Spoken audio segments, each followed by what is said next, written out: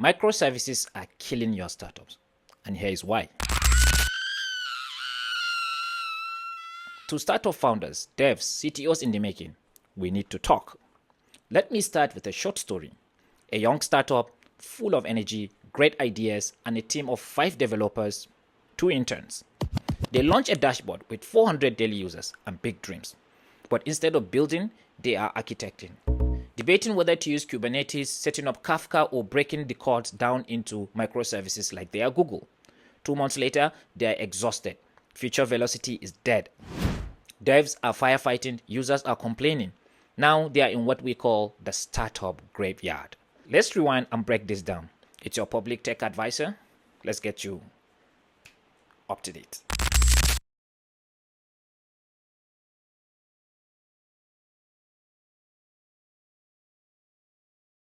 Now, here are the terms you are about to hear in this video, so you are not lost in the tech jargon. Monolith, a single unified code base where an entire app lives, one deploy, one system. Microservices, when you break your app into many small services, each doing one thing, communicating over a network.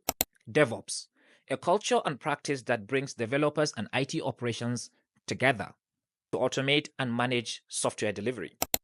Debugging, finding and fixing errors or issues in your code or system. Startup graveyard, a metaphor for failed startups, especially those that build more than what they need too early. Kubernetes, a powerful system for managing containers and deployment at scale, often overkill for small teams. Kafka, a high-performance messaging system used to stream data between services. It's powerful but complex and usually need expert handling.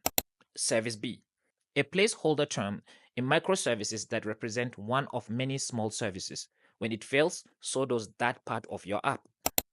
SRE, Site Reliability Engineering, a specialized team in big tech companies focused on making sure your services run reliably and at scale and never goes down unnecessarily.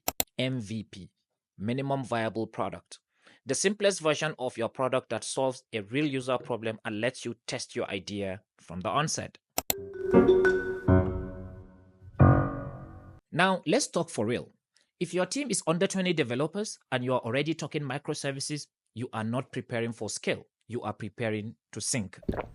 You don't have an SRE team. You have a group chat. You don't need Kubernetes. You need customers. But hey, microservices are the future. Yes, I agree. But you've got 3 engineers and 2 of them are interns. Who's staying up at 3 a.m. when service B is down because it couldn't connect to the message broker or Kafka? Who is managing DevOps pipeline, container orchestration, and distributed logging? Let me guess, not you. Here is what you actually need: a monolith, a clean single code base, and an ability to ship, test, iterate fast.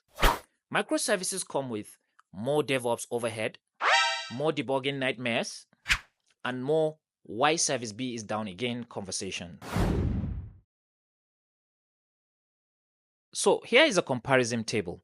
Monolith, startups. Microservices, big tech.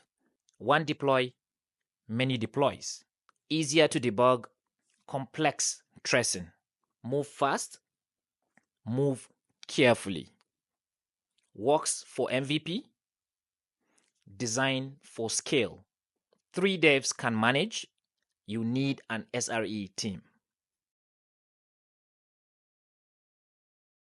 Big companies use microservices because they must. You are not Netflix. You are not Amazon. You are just building your MVP, not a distributed architecture for Mars. One repo, one deploy. When your code base is too big for one pizza-sized team, then we can talk carving things up. Prove you need complexity before you pay for it. Your goal right now is survival, not scale. So yes, keep your code in one big brick until it begs for mercy. Drop your thoughts in the comment. Let's debate if you agree or not. And hey, if you are still lost between micro or mono at this exact point, or you have a startup at this exact point, I'm here to help. Let's talk. Comment below. It's your public tech advisor. Thank you for watching. Until the next one. Cheers.